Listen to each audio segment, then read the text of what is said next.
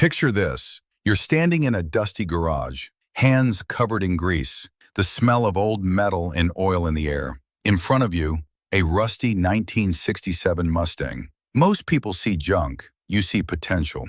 And that moment right there tells us everything about a very specific kind of mind. People who restore classic cars aren't just fixing machines, they're revealing something deep about human psychology. Because restoration attracts a rare personality type, these people don't quit easily. Studies in personality psychology show that restorers score extremely high in conscientiousness. They're patient, detail-obsessed, and stubborn in the best way. Think about what this hobby demands. 6 months just to find the right part. Another year rebuilding something that doesn't exist anymore. There's no instant reward here, only slow progress. And in a world built on speed and shortcuts, that already sets them apart. But there's more happening in that garage. Psychologists have found that hands-on work puts the brain into a flow state, a mental zone similar to meditation. When you're rebuilding an engine, your worries disappear, deadlines fade, stress quiets down. It's just you, the problem,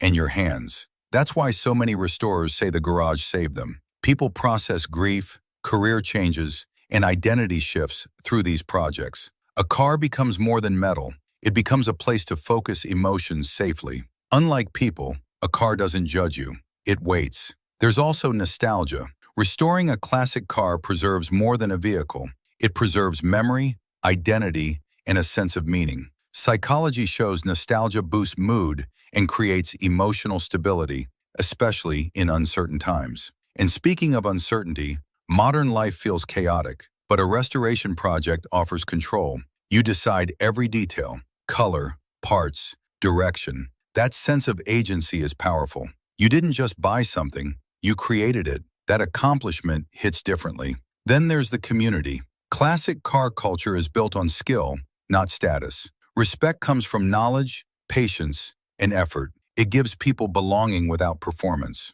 And at the deepest level, restoration is about legacy. When you bring a car back to life, you're preserving something for the future. Maybe for your kids, maybe for people you'll never meet. Psychologists call this generativity, the need to leave something behind. And here's the twist. Most restorers admit that finishing a project feels strange. Pride, yes, but also emptiness, because they weren't chasing the car, they were chasing the process. Meaningful struggle, purpose, focus. So the next time you see a perfectly restored classic car, remember this. That's not just metal and mechanics. That's patience, therapy, identity, and thousands of hours of human psychology shaped by hand.